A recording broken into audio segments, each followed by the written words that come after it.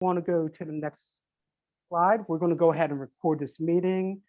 Just want to flag that for you all. So folks that couldn't join, folks that are busy tonight, we want to be able to send this out, this recording out, so they can also be prepped for future lobby visits. But want to now go through the agenda. So just providing a roadmap for all of y'all. We just went through introductions. But next segment, we're going to talk about the what, why, and how of lobbying members of Congress, followed by virtual strategies, and then talk about Sierra Club priorities. I just wanted to be upfront and flag for folks, the Sierra Club priorities, we're going to get into the nitty gritty of this. So it is going to be super wonky. I know some of y'all, your eyes are going to glaze over. It's okay. I've been there before. Trust me, when I've heard some of these, I'm like, what are they talking about? But we want to make sure that we just cover it off the top so you know what we're talking about and you know the policies and priorities that we want to emphasize and underscore when we meet with our members of Congress. And then lastly, we're going to talk about how you can take immediate actions and what those next steps are. So we're going to talk about and discuss those next steps about how to actually set up a meeting with your legislator and how to actually take part of it, what a pre-meeting is, and things like that. So if we go ahead and go to the next slide, I am actually going to pass it off to the wonderful Patrick, who's going to go ahead and let us know about why we're here. Thanks, Tishan. Hi, everyone. My name is Pat Drupp. Use he, him pronouns. I'm on the federal policy team for Sierra Club. I'm Deputy Legislative Director for Climate and Clean Air.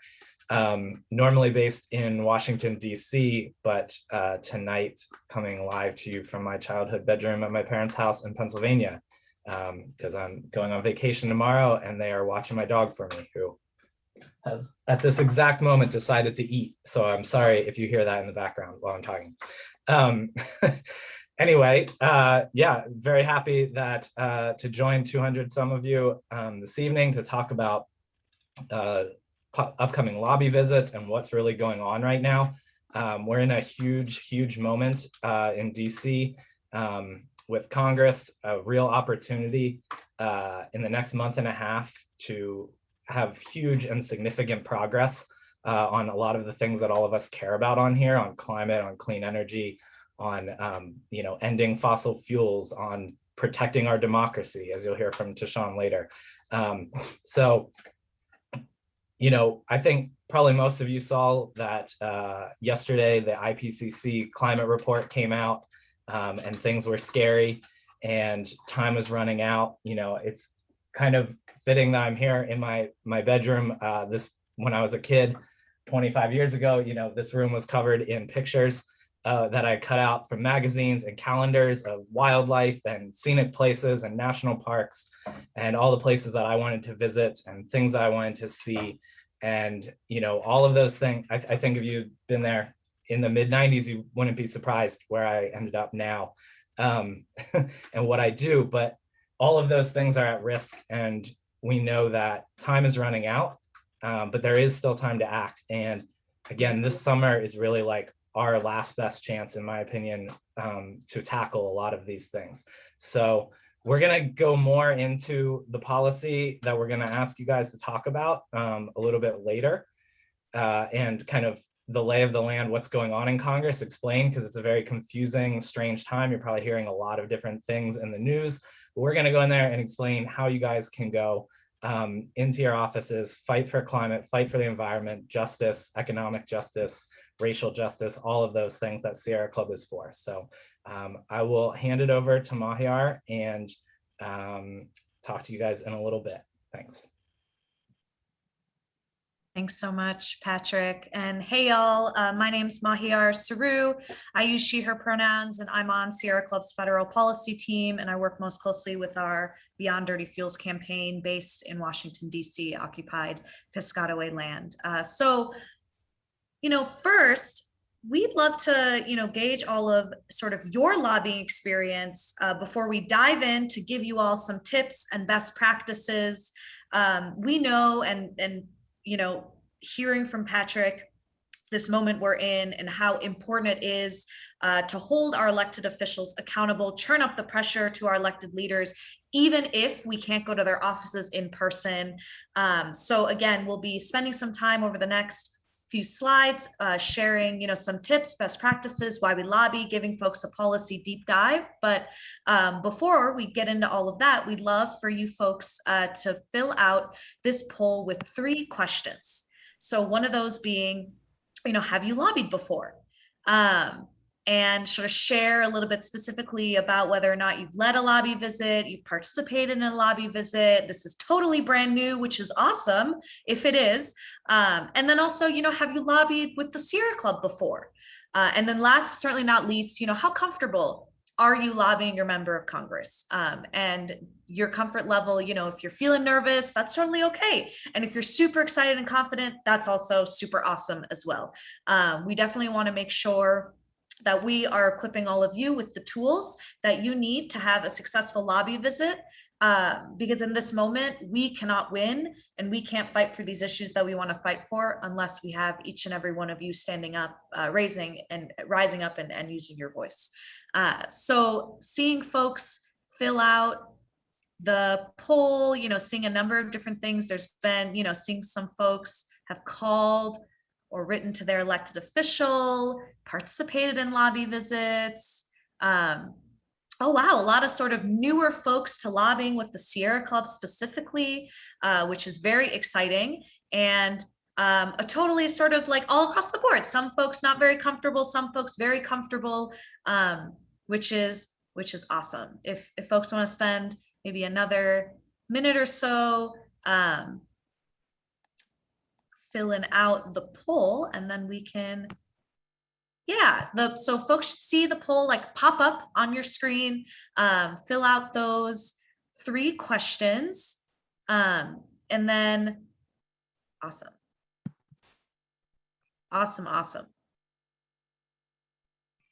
Cool. That's awesome.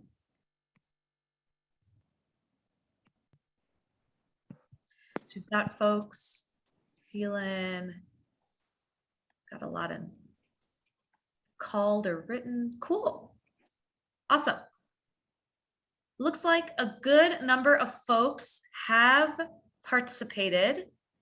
So why don't we move on to the next slide? Awesome.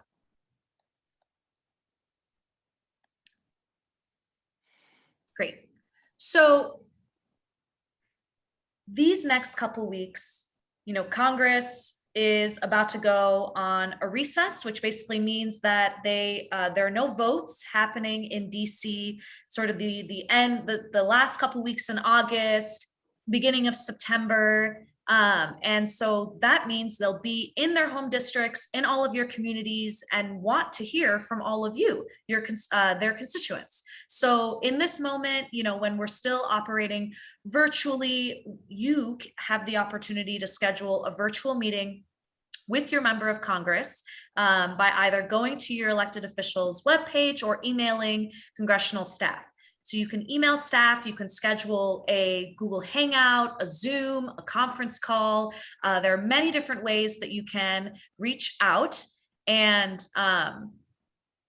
make sure that you can get these visits set up. Next slide, please. So why do we lobby? Really, first and foremost, your elected officials serve you, right? So you deserve to be in that sort of quote unquote virtual room where it happens.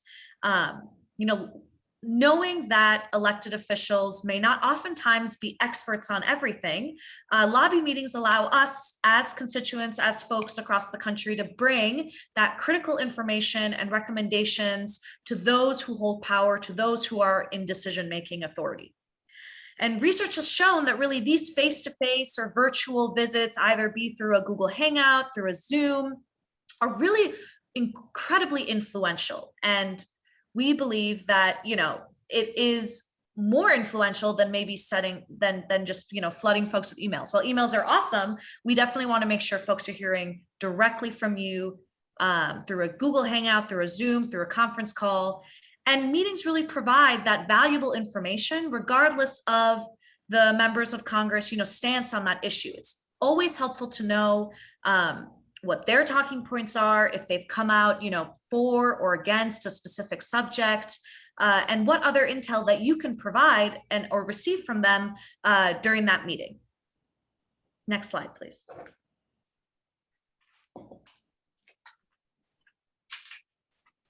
Awesome. So just to kind of jump into a couple different sort of step-by-steps, and then we'll jump in after to go through some specific lobbying tips and best practices. So if folks go to sc.org/lobby, that is where you can find all the sort of toolkit that you need to help set up this visit. So scheduling that meeting, and then planning sort of a prep meeting, and then developing a strategy to talk to your member of Congress. And we'll have the opportunity for folks to really dive into this lobby toolkit shortly. Before we do that, we want to make sure we give folks the tools to set themselves up for a successful visit. Next slide, please. Can we maybe take a second to just update the slides?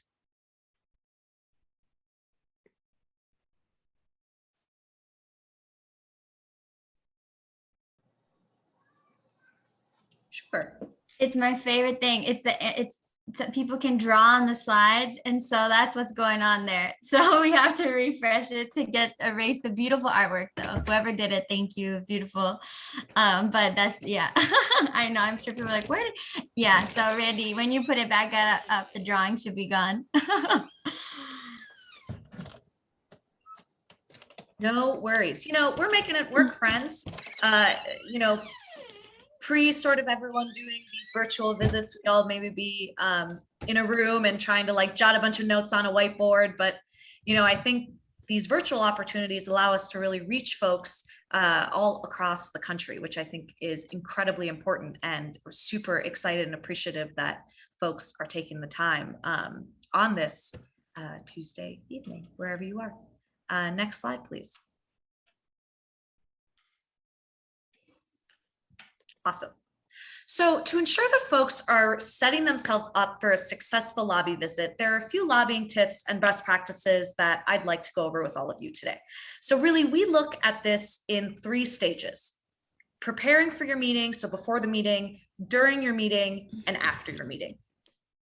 So preparing for your meeting, do your homework. So on the issue, and we're super excited to really be diving in the next few slides on a policy brief to give you all really the tools and policy on the big ask that you're going to be making around a bold climate infrastructure bill and key democracy reforms to fight for our planet and to save our democracy. But learn as much as you can about the problem. So be able to explain how it affects you. Know the strengths and weaknesses of your opponent's arguments, anticipate questions and have those answers ready, but also don't feel like you have to know everything. As we'll get to it later on, you know, not having an answer to something gives you the perfect opportunity to follow up with that office after the meeting. So get on the same page. So really the folks that you're setting up these lobby visits with, set up a pre-meeting so that you all can make an agenda, divide up roles, make sure that everyone you know that's going to be in the meeting is well prepared. Someone's taking notes, facilitating the conversation, etc. And craft your message. So, you know, try explaining your position or your ask, the issues that you're planning on covering to a friend or family or a colleague before you meet with that legislator or their staff. And really think about why these issues matter to you personally. You know, we're going to get into the sort of the policy wonk of it today, but also it's really important to know why these issues are so important to you personally as well. You know, particularly being a constituent from that member of Congress's district, from their state, they really want to hear from you and why these issues impact you as a member who lives in their community.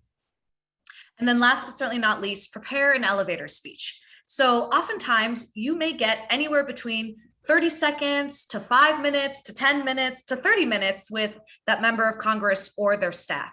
So try to make sure that you can sort of think on your feet, have that shorter sort of quick blurb with the ask, but also have a more sort of detailed ask ready if you have that time. So then we move on to during the meeting.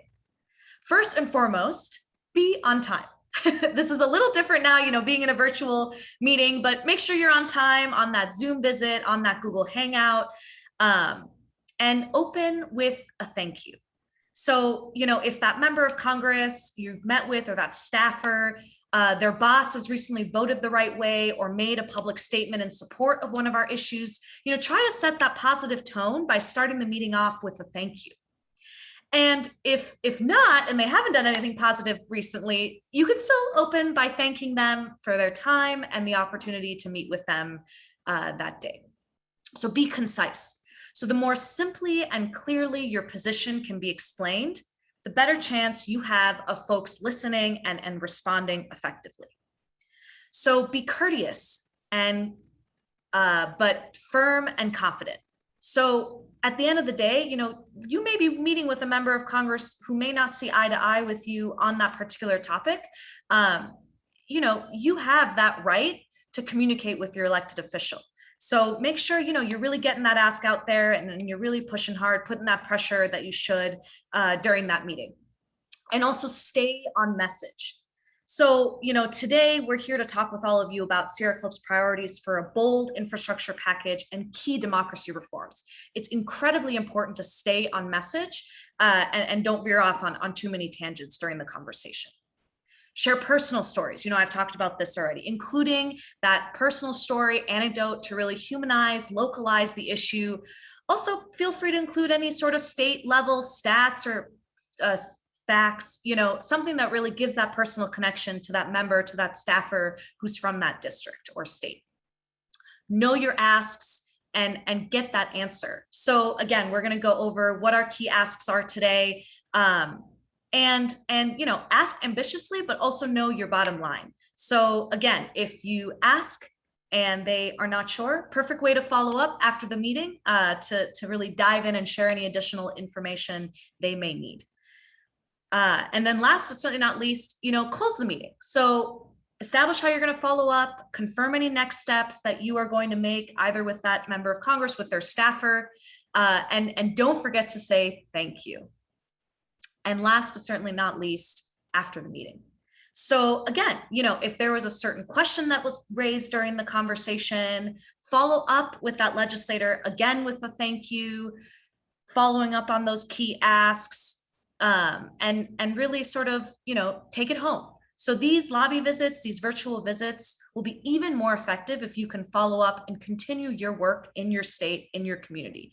So continue to engage your member of Congress or that staffer through regular communication, letters to the editor, op-eds, etc. And of course, share the results of your meeting with us. So, those of us who are here in DC, lobbying on these issues, meeting with these members of Congress, it is incredibly helpful to hear from all of you as constituents of, how those meetings went, what the conversation was, and what were those takeaways. Next slide, please. So go to sc.org/organize, sign up, get involved, find an event or an action, host your own action party, organize that lobby visit, and really let's fight and win. Next slide, please. So I have the pleasure of passing it now to Sherri Stanton, who is the director of the Delaware chapter of the Sierra Club, who's going to be really sharing a story of their experience during a lobby visit. Sherri, thanks so much for taking the time. Welcome. Thank you. So I am the director of the Sierra Club Delaware chapter, and I use she, her pronouns. I've organized many meetings with, state elected officials and members of Congress in the past, sometimes with our coalition partners and with Sierra Club members. And I will tell you from personal experience that every meeting is different. I'm going to share my experience with lobbying with Congress. So, until COVID, we had in-person meetings. You could see everybody, you could read the room, you weren't particularly distracted. With Zoom, it's a whole different situation. Some people have multiple screens, you're looking off to the side, it looks like you're not paying any attention. So really do try and make eye contact. it's very important you have your video on so people can not only can you see them, but they can see you. And you want to get rid of distractions and really watch the people in the group, both your people who are with you as well as the Congress people and their staff if they're in there. I would say for me, even though I've done this a lot, I often am a little nervous at the beginning of the meeting. You never know how it's going to go. And I usually get more comfortable as the conversation goes on, especially if the congressperson is making me feel like my voice matters. So I guess my approach is I like to have a dialogue. So if I make a point, I want to hear back from, let's say it's a senator, so they have a chance to respond. And, you know, I want them to understand my position, but it's also really important for me to hear them. So that's something I want to really stress. You know, you may only have 5 to 10 minutes. So you've really got to think about your game plan and hitting your main points, some of the things Mahyar talked about. There are a couple of glitches that can happen. Some of them have happened to me. Don't be disappointed if the senator has been called to a meeting in the White House and you're left to meet with the staff. The staff have direct access to that person, and you can still stick with your script and make a request for a follow-up meeting directly with the senator. Whether you're working in person or by Zoom, it always works well to start the meeting with brief intros. And by that, I mean like name an organization or name and where you live in the district, in other words. I would not talk about how you've been in the state for 50 years and you grew up with the senator's kids. I mean, that's just, you don't want to use that much time on intros. So then it's important for the leader to state the purpose of the meeting. And, you know, I usually like to thank them for something that they've supported, a top priority of ours. I feel like this sets the tone of the meeting. You know, we've talked a little bit about preparing in advance. We always like to walk in the door knowing what we want to accomplish. You know, we want our senator to know there's broad support on an issue. So if we can say 70% of Delawareans, in my case, support the infrastructure bill, that's great. It's really 80, but I should have said that.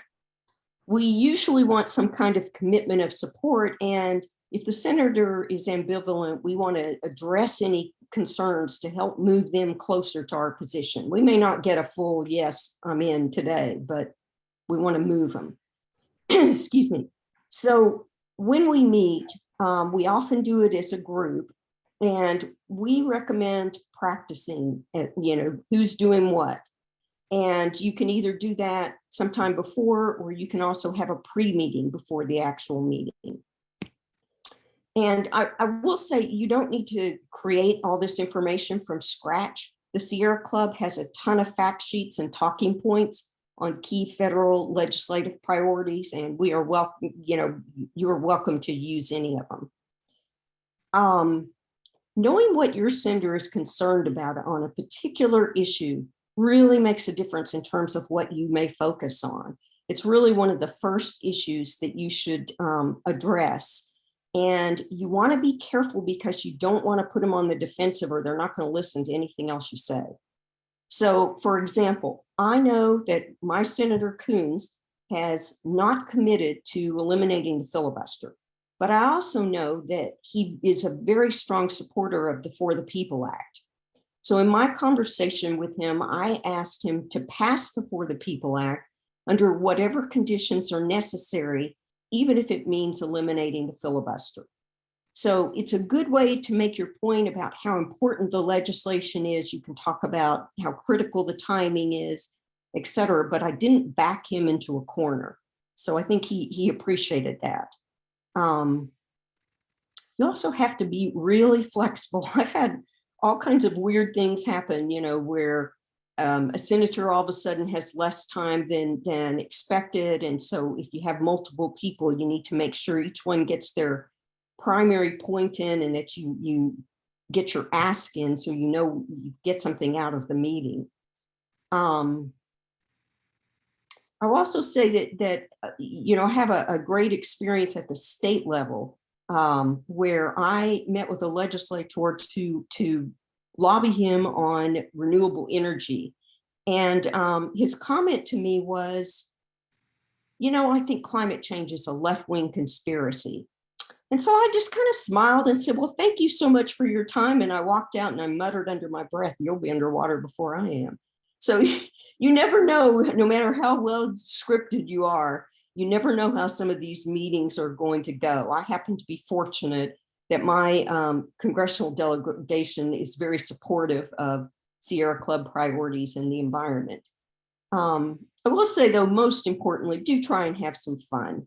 You know, don't get too frustrated if your meeting goes entirely different than you've planned it. And remember, you're participating in our legislative process and using your voice to help foster much needed change. So thanks very much. Wonderful. Thank you so much, Sherri. If we can get a couple pluses and exclamation points in the chat, that was incredible. Delaware director, I know Sherri's done a tremendous work in Delaware. So big congratulations to all you're doing. And we're so appreciative you could join us. Wanted to also make sure a couple points that you mentioned that I think are really critical to underscore.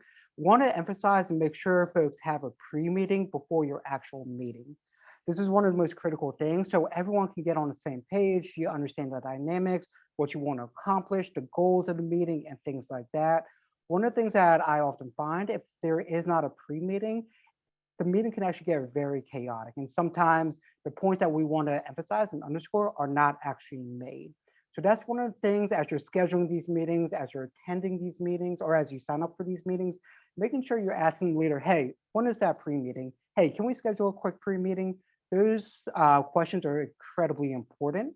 Another thing I want to underscore is fact sheets. We do and have made fact sheets for both our infrastructure priorities and democracy priorities as well. That is going to be found in the toolkit, and we'll also shoot that out to everybody in a follow-up email. So if you have questions, if you have thoughts about kind of what was just said, all that will be written down so you can review and read. But want to pause there. We're about to actually go into a really nitty-gritty and a really wonky section of this program where we actually talk about what we're fighting for, what we care about. I'll be honest, sometimes my eyes glaze over all these numbers, all these statistics, but one thing that we want to emphasize is that it's critically important that you at least hear this information and understand this information. If you don't get it on the first bat, no worries at all. Trust me, it took me a couple of times to actually get all these numbers, so we're right there with you.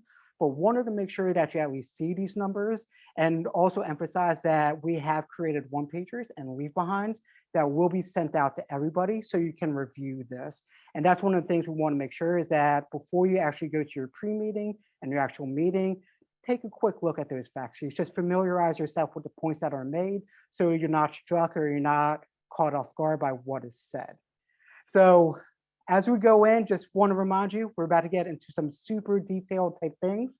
So if your eyes glaze over, you're a little confused, it's okay. Chat is definitely open. Please drop questions, comments, thoughts in the chat, and we'll definitely do our best to answer every question and answer every comment.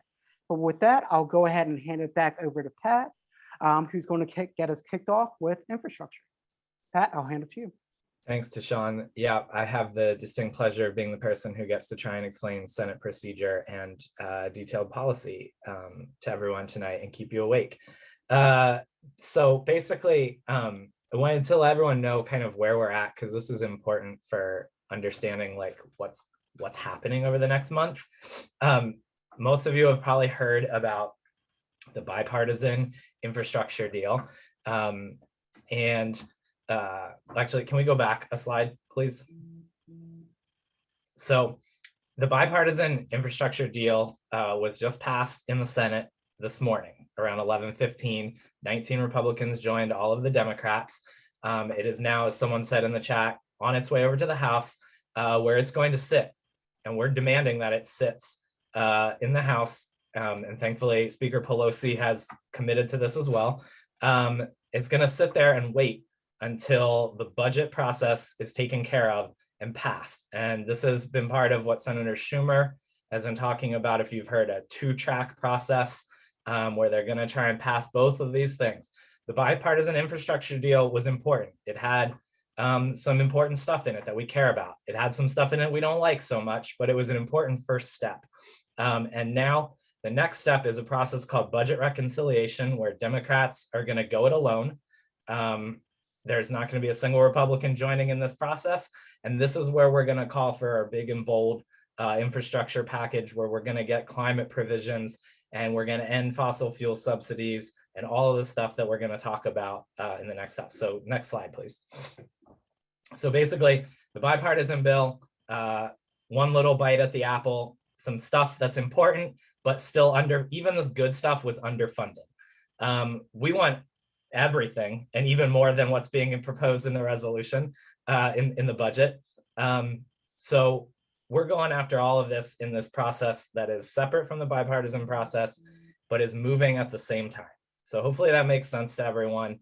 They are voting on the budget right now. It's a big amendment process called Votorama, where they essentially vote continuously on amendments until like their batteries run out and they're tired and decide they want to go home to recess. And so as soon as that is done, there will be like the amounts of money that we're talking about will be voted on. And then we're going to spend the next month working to get them to put the pieces that we want in the budget deal. And they'll vote on that sometime in mid-September. So everything that you guys are going to do over the next few weeks, any lobby visits you have are going to be really important, because this is while all the pieces are coming together. This is like for all the marbles right now, because if we don't get this done, if we don't get all the stuff we're pushing for here, this year, I really do think that we may not have this chance again until 2030. At best, we might get lucky in 2024 and have, the White House, the Senate, and the House again, but we don't know the way they're trying to gerrymander districts and all kinds of stuff like that. So this is really our last best chance to really get something done. And again, you saw in the Ipcc report, time's running out. It's ticking. Failure is not an option. Next slide, please. So our infrastructure priorities, which this is kind of the bin for the very traditional Sierra Club stuff, clean energy, ending fossil fuels, climate provisions, stuff like that. We're going to go through these, but this is kind of one list. I'm not going to read through it right now because we're going to explain it in a second. So let's go to the next slide. But basically there's 7 priorities. I'm going to talk about a couple. Mahyar is going to talk about a couple, and then Tishan is going to talk about democracy. The first priority in the list is achieving 100% clean energy by 2035. I don't think anyone is going to say that that's not a major priority, something that we need to do. The main things that and let me say quickly again, there's a fact sheet with this information on it, so you do not need to scramble to write all these notes down or memorize all of this stuff. The clean energy provisions that we're really pushing for in the next few weeks are what's called a clean electricity payment program. Many of you in your states have probably heard of clean energy standards or renewable portfolio standard. This is similar to what we're calling the CEPP. It's a little bit differently structured because of the process that they're using to pass this with Democrat-only votes and avoiding the filibuster. It limits what the legislation can be a little bit. It has to be primarily money in or money out. It can't just be like just pure policy. It has to be related to the budget. It has to impact it. So a clean electricity payment program is basically payments to utilities, electricity providers who are ramping up their clean electricity. The goal of this program is to hit 80% clean electricity by 2030, putting us on the path to 100% by 2035, which is in line with the White House's goals and the things that we have endorsed over the past few years. Complementary to that payment program, and I should say it would penalize utilities that do not increase fast enough. So there's kind of a carrot and a stick. The second part, sorry, back the slide, yeah. The second part is complementary. It's clean energy tax incentives. This is where it gets super wonky, but these are basically investments, several $100 billion worth of investments in clean electricity. Basically, you know, if you deploy battery storage or you deploy solar or wind or geothermal, you get money from the federal government to cover the cost. Along with the CEPP, which kind of creates demand, and then the taxes lower the cost. We think those two things come together and should get us on the path that we need to be. And they will get us a long way to meeting our President Biden's nationally determined contribution, which is our international commitment of reducing carbon emissions by 50% by 2030. Next slide. The next priority is public transportation and transportation in general. Transportation is now the leading source of greenhouse gas emissions and a major source of dangerous air pollutants that affect public health, especially most vulnerable communities, communities of color, fence line and frontline communities. So we are calling on large investments for public transit to run on renewable energy, electrifying everything, you know, big investments in electric vehicles, in charging stations, in clean school buses that run on electricity. There's a big provision for what's called healthy ports, which is decarbonizing the ports in like coastal areas or on waterways. That's a huge deal for public health because the communities that tend to live around them are usually the poorest communities, and they are you know, being burdened with all sorts of pollutants coming out of those ports. You may have heard there were some things about transit in the bipartisan package.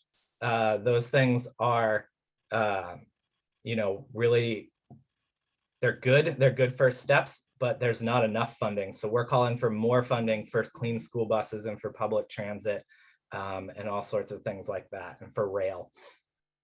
Next slide. The next priority is replacing 100% of lead pipes. This one is very self-explanatory. We need to get rid of every lead pipe in this country. It's ridiculous that there are still lead pipes in this country. We can do it very easily. We just need a big investment. Again, the bipartisan bill started the process and it put $15 billion towards this.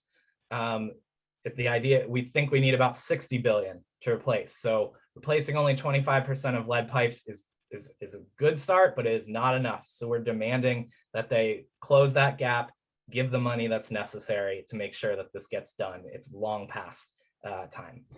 Next slide. And the final one I'm going to talk about is retrofitting and electrifying buildings. There's a number of different policies and bills out there. We can start by electrifying federal buildings. There is the Green New Deal for public housing, which would retrofit and electrify all public housing in this country. So heat pumps, you know, getting off of natural gas.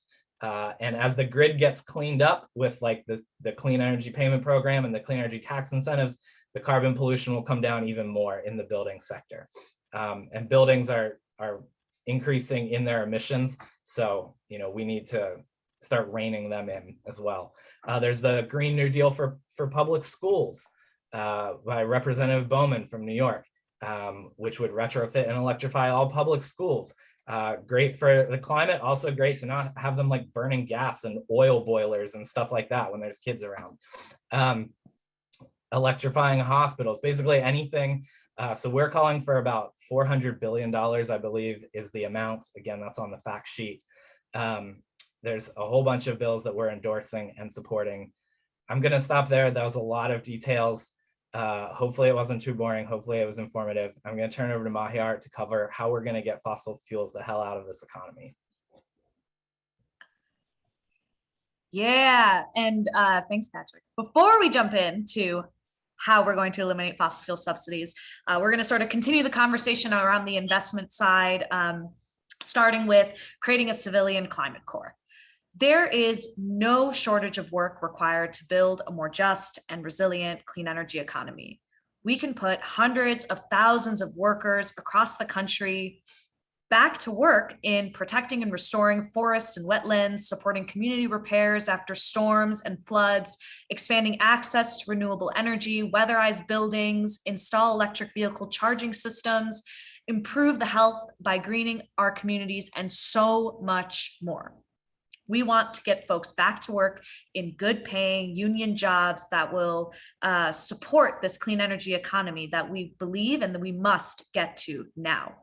But it is not just about the investments around all this different amazing type of work in the clean energy economy. It's also about jobs in pollution cleanup.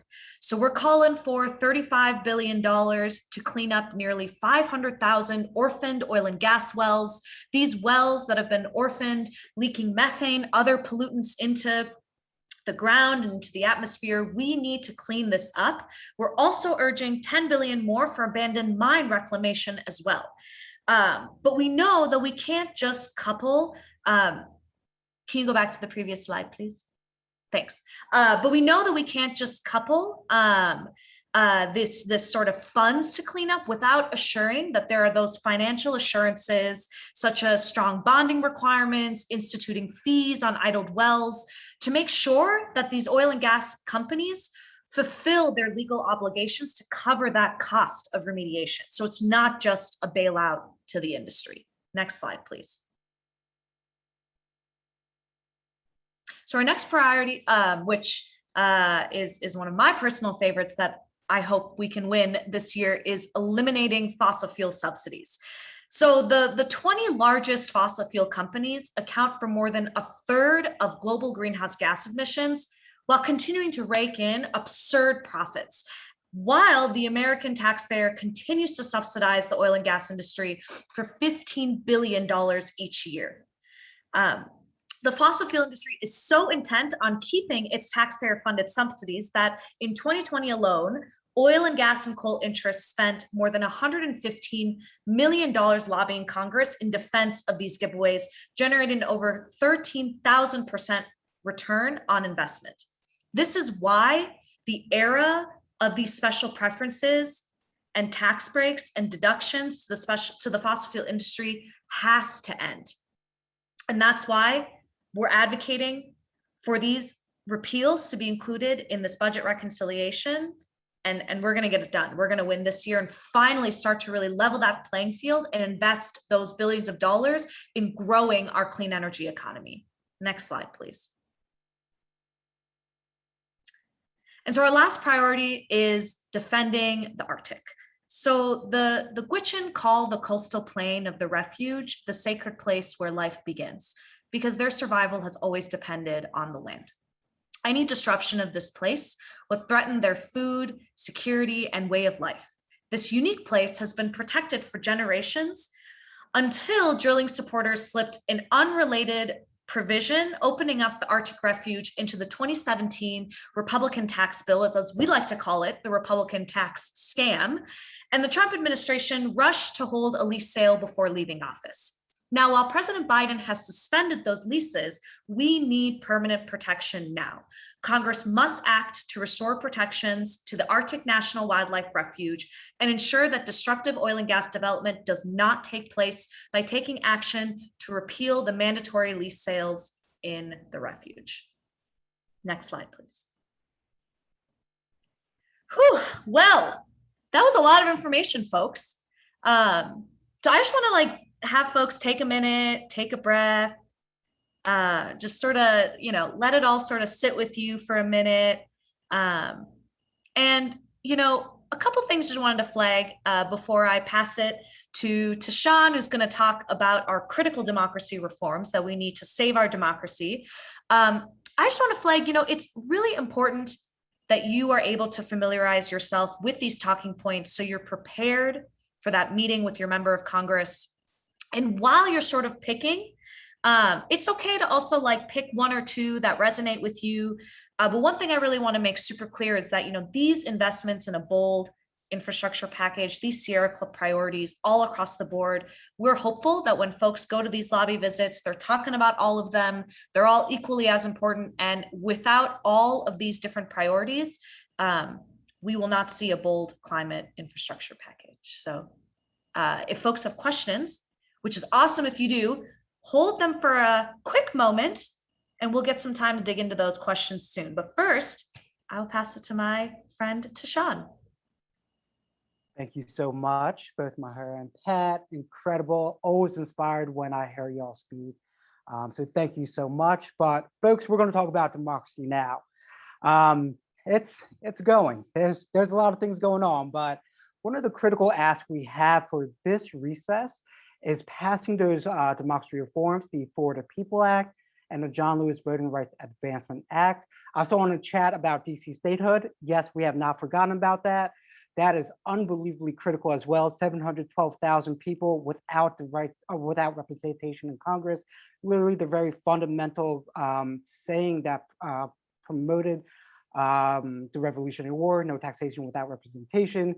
DC residents do not have that right. So we will get to that, but for this recess, what we want to focus on is the For the People Act and John Lewis Voting Rights Act. We can go ahead and go to the next slide. Want to level set us and kind of talk about what is going on with our democracy.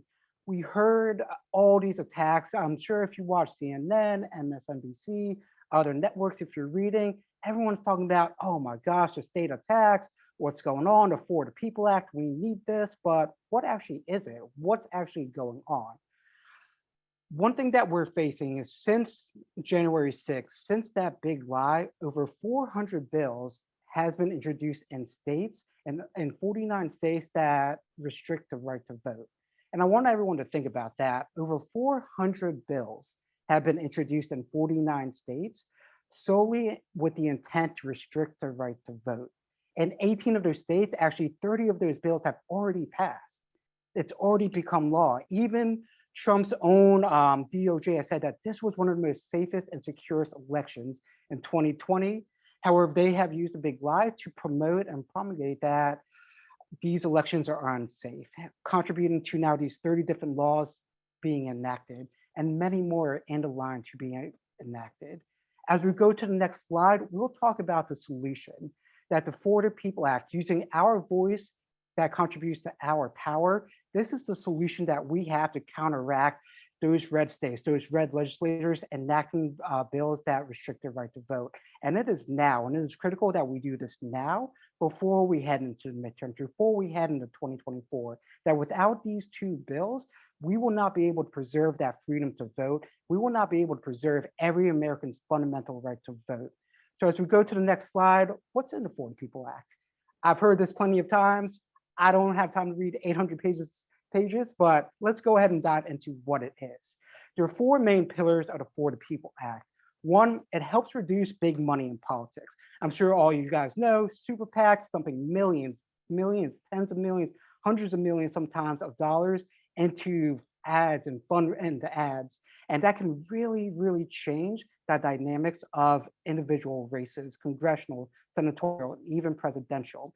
So one of these provisions and a couple provisions within the For the People Act will really help to curb this influence of dark money in politics.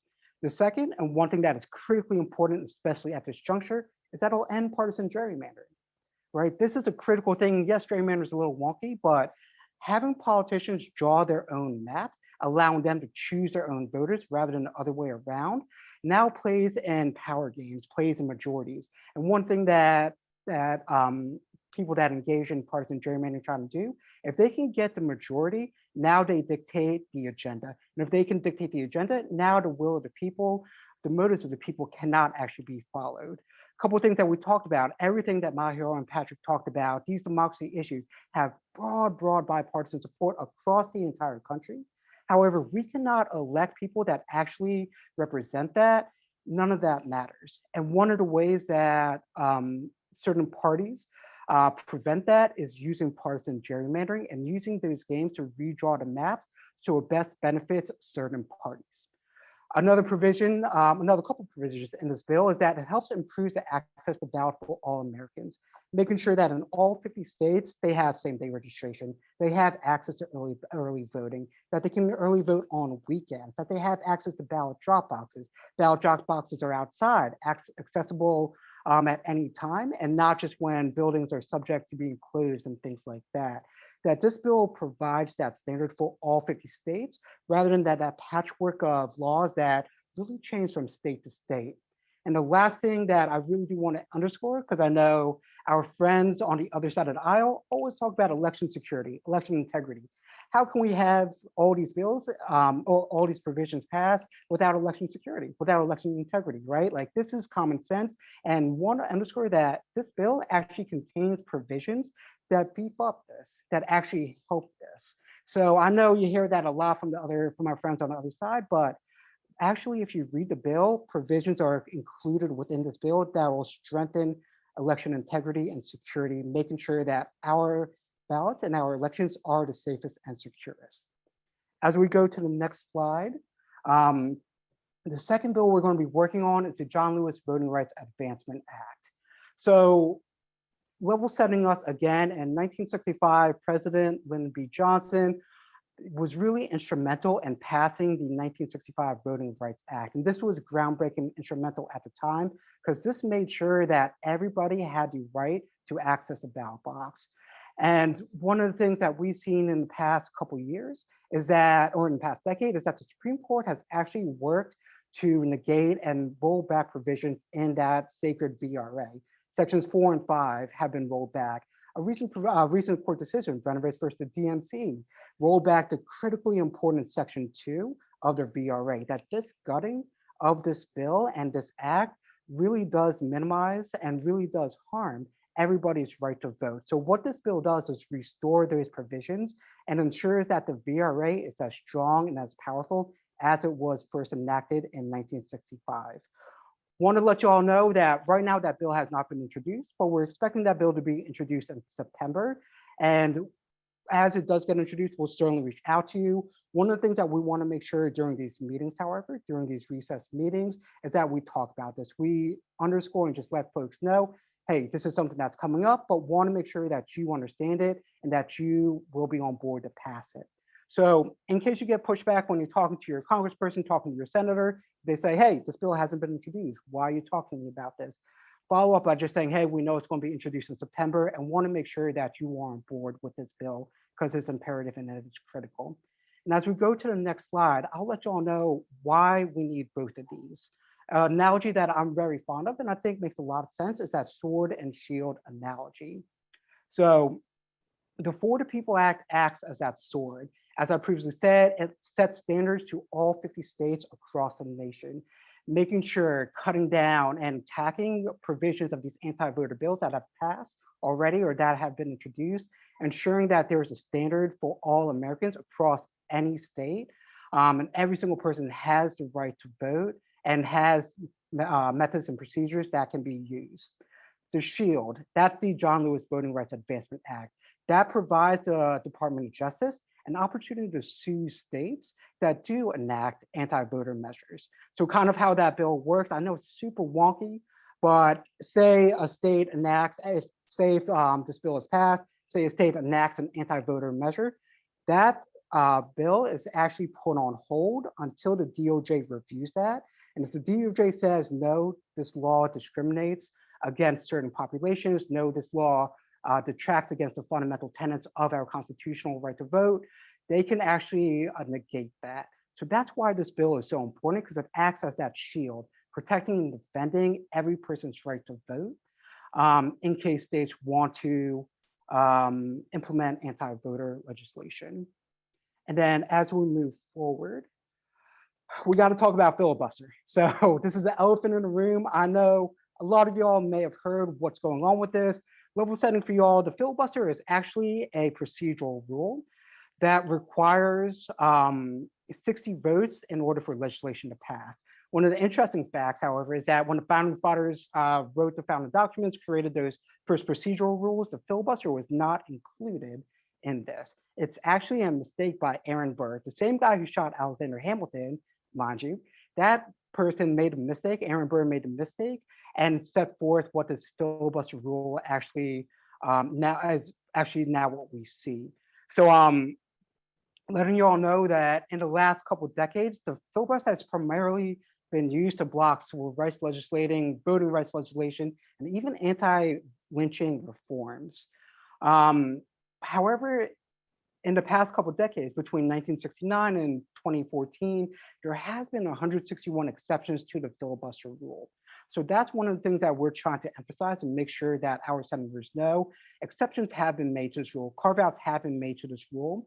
And this is one of those moments where we must have another carve out if we are to protect the right to vote for every person. And also want to let you know our friends on the other side also changed the filibuster to put forth 3 Supreme Court justices during Trump's term. So they've also done it before. So in case you hear that, just wanted to let y'all know they've done this before.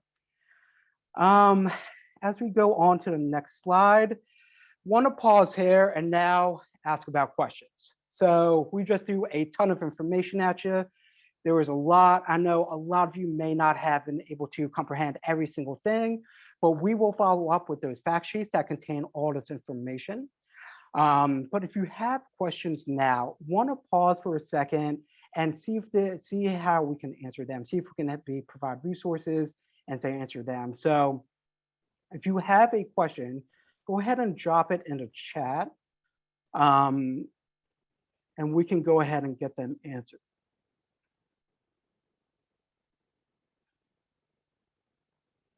Now I know some of y'all, there's over 200 people on there, so I know some of y'all have some questions. I'm gonna go ahead and paste some spotlights in there. So I'm pasting some ones we've seen in. Get ready for them. Perfect.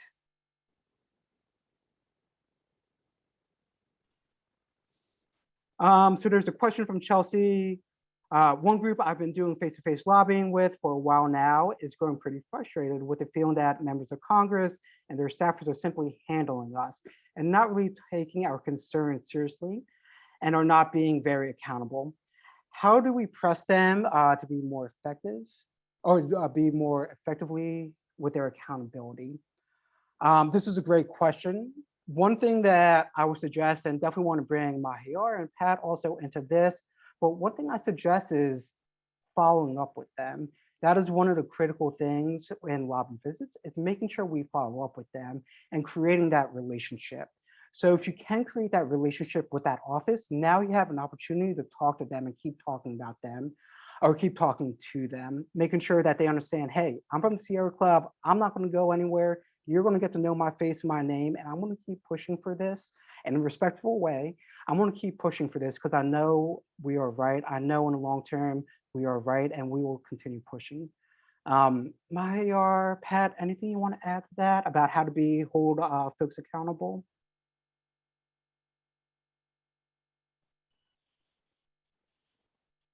I think you covered it perfectly. I think, and I'm seeing a couple other questions in the chat as well around, do you recommend talking about all this stuff or picking one or two things that are most important? So, I think that is why the prep meeting is so incredibly important, because, you'll have this lobby leave behind that will have sort of all of these different priorities. You can pick folks to share a specific story or make that specific ask around one of them, and then make sure that you have that lobby leave behind to either follow up with via email or send to the staffer ahead of time, just to make sure that folks are aware of all of these important critical priorities during the conversation, and of course afterwards as well. Awesome. I think there's another question. And Pat, I think this question may be for you, or you may be best positioned to answer this. Are there Sierra Club resources suggesting how these initiatives should be paid for? I imagine senators will want to hear our thoughts about that. Any chance you can provide some guidance on that? Sure. So there are a number of things that you can bring up, as he's tax the rich. Yes. In this budget deal, there's the plan is to increase taxes on people who make over $400,000 a year while lowering taxes on other folks. And we want to close, and this isn't really in the budget deal, this is just me, a pet peeve of mine. We want to close loopholes and actually enforce IRS taxes. There's like $7 trillion in uncollected taxes over the next decade. This is a $3.5 trillion deal over the next decade. That's like, we can pay for this stuff. We just have to do it. So there's ending fossil fuel subsidies. That's not a huge amount of money when you comparing it to $3.5 trillion, but it's still important. And I think the other thing that's really important, and Nick, you literally just took the words out of my mouth in the chat here. the cost of inaction is far, far, far greater than the cost of paying for this stuff over the next decade. We're talking $3.5 trillion, and that's like to include stuff like, like putting dental and vision on Medicare. It's not just climate things. Climate is not $3.5 trillion in this deal, but it's going to cost us huge, huge amounts, like significant percentages of global GDP and stuff like that. So I think that is an important thing. It's a thing that I'm always trying to get people to talk about. The cost of inaction is huge. It's almost incalculable when you're comparing these things.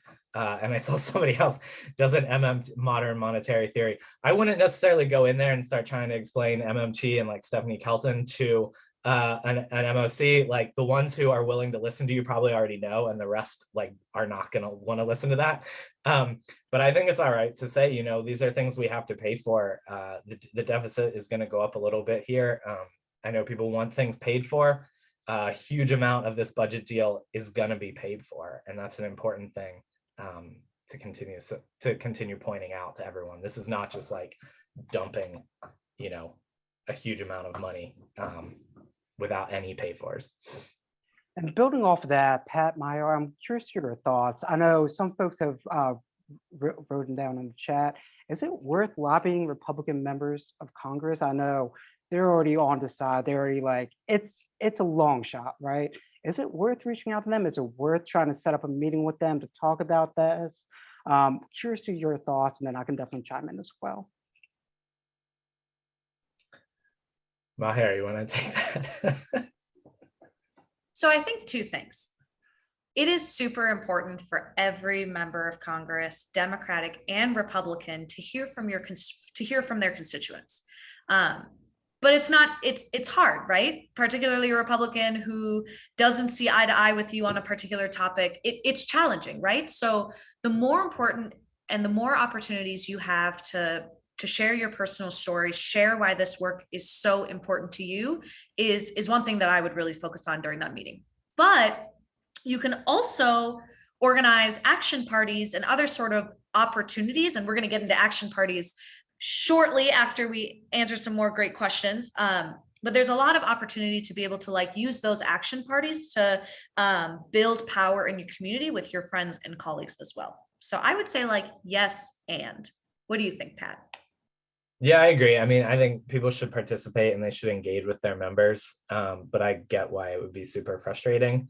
I would say maybe find a Sierra Club buddy in a place that's a little more friendly and join their lobby meeting, and come at it more. You're not a constituent, but you're Sierra Club. Sierra Club's name matters, like Mahyar and I go in and talk in lobby offices all the time, but the only reason we have any influence is because there are 4 million of you who are also doing these kinds of things. So, you don't have to be a constituent to talk to someone. So maybe join up with somebody, but.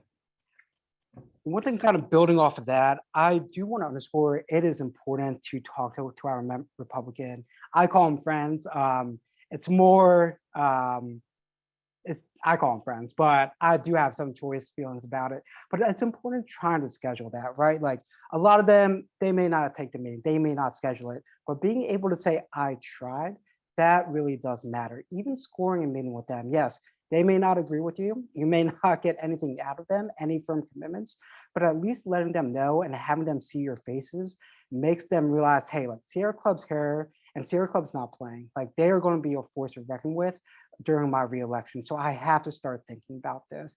And sometimes it's that slow grind. I know the legislative process is frustrating, and trust me, I am sometimes so frustrated by it, but sometimes it's incremental. Sometimes it's that slow march towards progress, and meeting with those Republican individuals that can sometimes get them to move and sometimes change them to swing votes. I know it's going to be tough, especially with this Congress. I know we're in a really tensions moment of time, but it can help. So definitely want to encourage y'all to try and schedule those meetings.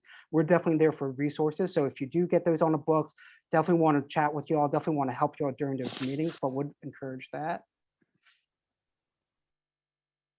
Chelsea, do we have any other questions? Sorry, I was not looking at the chat. I think We we just have time have for one so more. many more questions, and I'm going to encourage we bring this conversation to the Slack because there are so many questions and we are hungry for conversation here, which is amazing. So I'm gonna, we'll introduce our Slack channel where we can all talk to each other as much as we want. No time limit, no place to go. But I think the last question I would end on is one that I just saw and I've seen a few times about partnering and who does Sierra Club partner with, and should folks try to partner with other organizations for these meetings? I would just say we partner with tons of other organizations, depending on the issue. We probably partner with more organizations than any other environmental organization. There's a bunch of different like coalitions, and we're pretty much in every coalition, and we're like the only one that is. So I would say, yes, we do that. It's super important to come in coalitions based in like the work that Mahyar and I do. For your lobby meetings, Chelsea, I don't really know what the policy is here. I would like, because we're kind of focused on very specific Sierra Club issues that may not cross, it may be easier to go in as Sierra Club so we can talk about those. If they're, but I don't know, maybe that's a question for you, Chelsea. There are tips for in the toolkit, which I will paste There you go. right here.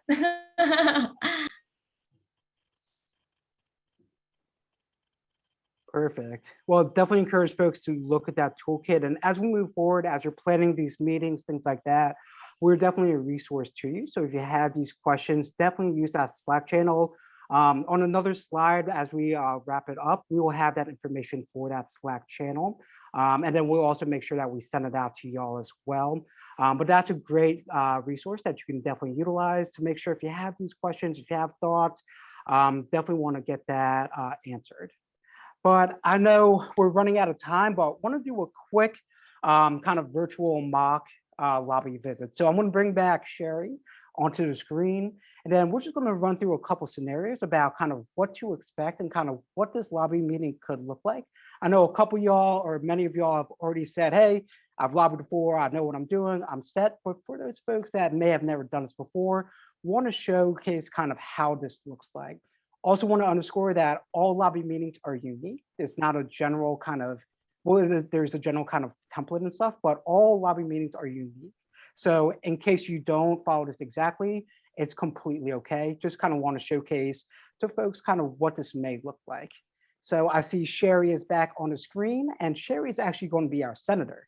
And I'm going to be the advocate. I'm going to be a Sierra Club advocate. So we're just going to hop right into it. I want to showcase now just a couple scenarios, both with positive and negative responses. The first scenario, I'm going to give two options, and want to then go to y'all and see which response do you think works the best, which will be the most constructive in response to the senator. So I'm going to go ahead and start off. Give me 1 second. All right, perfect. So Senator Sherri, thank you so much for meeting with us. I'm here to talk about funding for the bipartisan infrastructure bill and how much we support the bold reconciliation package, which will do tremendous work to our environment and is critically needed in this moment. So Tishan, I want to thank you for meeting with me today. As you know, I have been one of the senators leading the bipartisan negotiations, and I'm really interested in hearing your thoughts on both infrastructure and reconciliation issues. Perfect. Thank you so much, Senator. And the reconciliation bill will make a significant infrastructure or a significant investment to our nation's infrastructure. But as it's currently proposed, it is grossly underfunded. This is actually the bipartisan infrastructure bill. President Biden has promised to replace 100% of lead pipes, which we found out that it's actually 60 billion is needed. However, in the bipartisan infrastructure bill, that only covers, there's only funding that covers 25% of those lead pipes. This means thousands of households, in this case in Delaware, let's say, will continue to be poisoned by lead pipes. So, you know, one of my top priorities is to make Delaware's drinking water safe for everyone. And I do fully support eliminating lead pipes. I hope to see more funds, significant funds in the reconciliation bill. Perfect. So that is the first option. This is going to be the second option. So I'm going to start back over. So Senator Sherri, President Biden has promised 100% replacement of lead pipes. 60 billion is needed for this, but in the current version, there's only 25% of funding.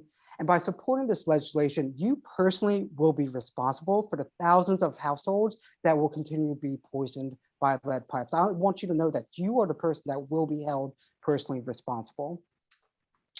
Well, let me just say that funding is not just up to me. And as you know, it takes 60 votes to bring up legislation and 51 votes to enact it. All right, I'll pause there. So those are the two options. I know this is kind of corny, but I want to ask you all now kind of what you think is the best. If you think option one is the most constructive rhetoric, go ahead and give a thumbs up right now, or add some pluses in the chat. Okay, I see a couple thumbs up. How about option two? Who thought option two would be the most constructive? Any thumbs up? All right, perfect. So yes, option one is the best. One thing that we want to emphasize is when you're having these conversations with members of Congress, always use honey. Always say, hey, this is what we see. Avoid personal attacks. That's one way that can be put folks on the defensive.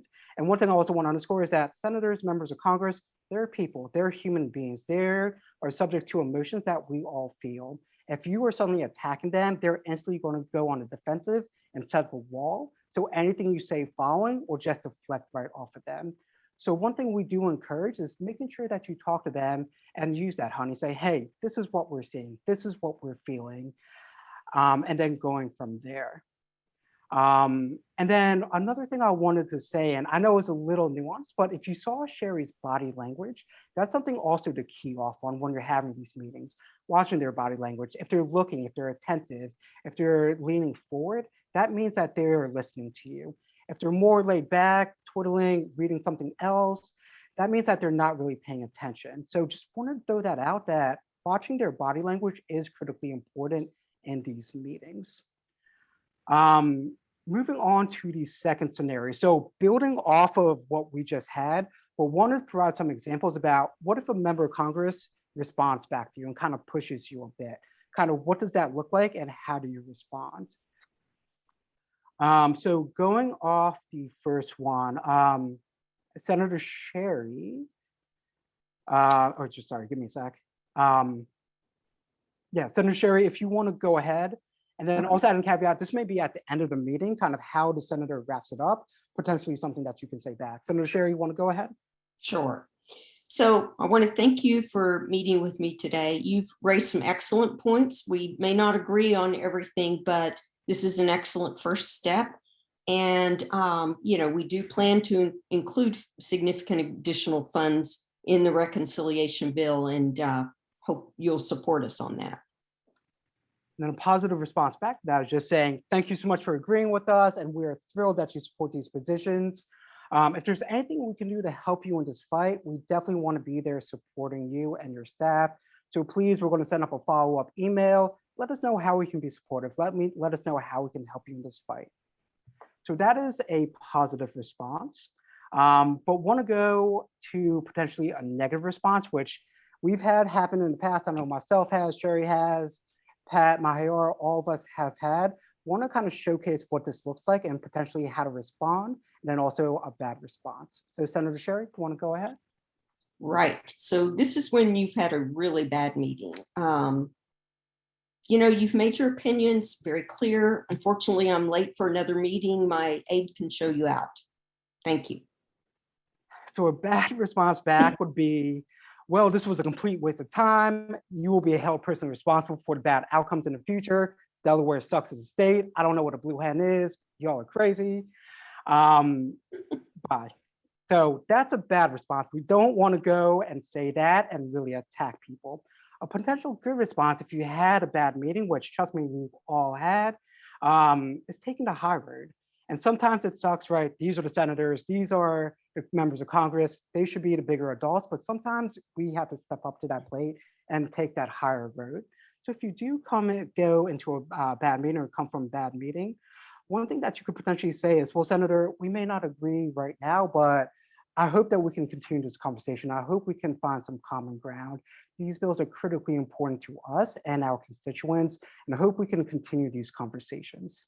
Yes, I'll agree with you. Personally, it's not what I want. Like, I want to be right there and be like, how do you not see this? This is important. Like, get to the same place I am. But taking a pause and really trying to create that relationship, especially if they don't see eye to eye with you, taking that long game is super helpful and very critical to developing those relationships where you can slowly start to get them and show them, hey, this is what we care about. This is what we care, this is what we see, and move them closer to that promised land. So I'll pause there. I know, a little corny, sorry about that, but wanted to provide you all some examples about kind of what to expect and what to look like, what this could look like. Want to underscore that tone and staying on message is critically important in these meetings. Always take the higher road, never get petty, never do personal attacks. Sometimes just walking away is the best. And if you want to vent, please, we're always here for y'all. So please feel free to reach out. We definitely have your ear. But with that, I think I'll pass it back to Mahyar, who will close us out. Thanks, Tishan. So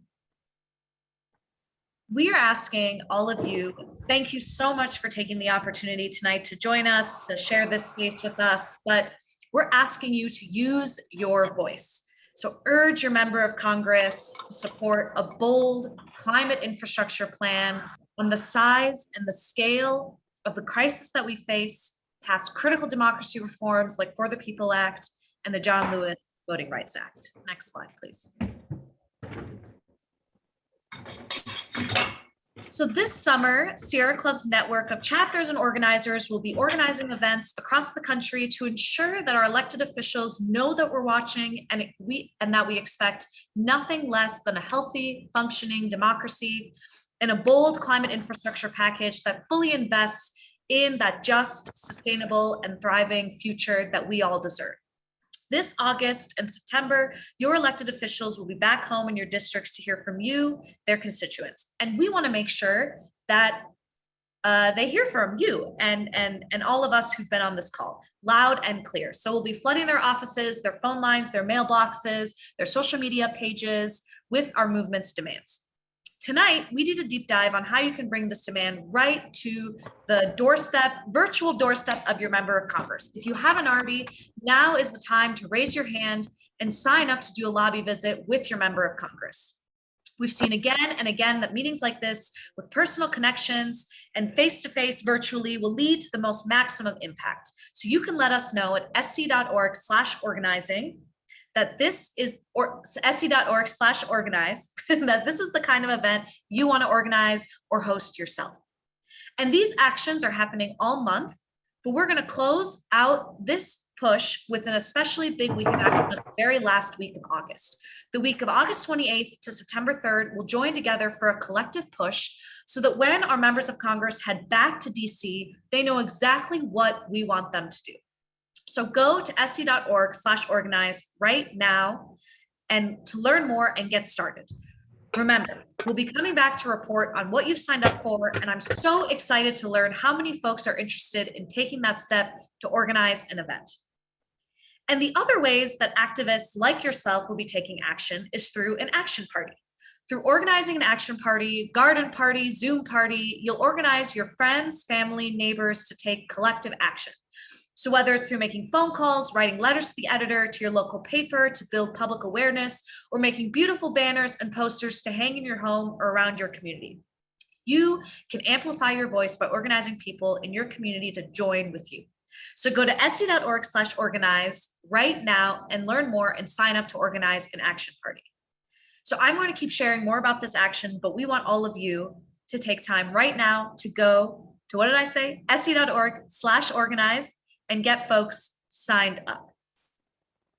So I know I've seen this, and Pat and Tishan and so many others have named this This is a once in our opportunity. We have the short window in the next 2 to 3 months to really make an impact, pass a bold climate infrastructure package, makes those investments in all the critical pieces that we need to ensure 100% clean energy future, eliminate fossil fuel subsidies, and invest in bold democracy reforms. So we have to seize it and we have to take action now. So right now, again, go to se.org/organize, sign up, organize an event, and there will be more of an opportunity for all of you to continue to push during the next weeks, months, etc. And so if a couple different last things. So if you've already signed up, amazing. While you wait for your coach to reach out to you, you can go ahead and check out our toolkit at se.org/lobby. That will give you all the information and step-by-step guidance that you need to plan your meeting. Next slide, please. And you can continue to attend our training series. We have an incredible month of trainings and workshops ahead. Next week, we'll focus on storytelling and narrative power. This training will help you get your story ready for organizing, whether it's perfecting your pitch to lobby your member of Congress, writing a snappy LTE, or practicing your message for recruiting friends to an action party. Our trainings are the same day and same time next week, so we will see you then. Next slide, please. And again, let's keep the conversation going at se.org/Slack.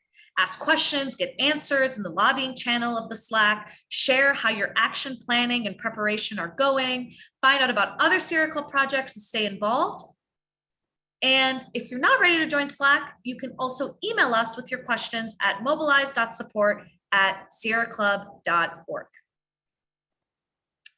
Next and very last slide, please. Awesome.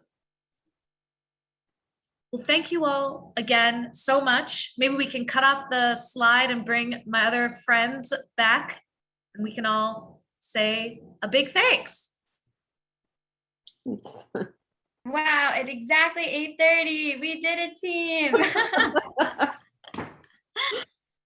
Thank you Folks so wanna go much, off everybody. mute? Yeah, everyone say bye. And just a heads up, we will be sending out follow-up Bye. email with all of these materials. That's right. Thank you again, everybody. Have a wonderful evening. You Thank too. Thank you. Bye. That's great. Thank you. Yay. All right. Bye, everyone. Somebody should copy the chat. Yeah, we'll get a copy of the chat. Okay.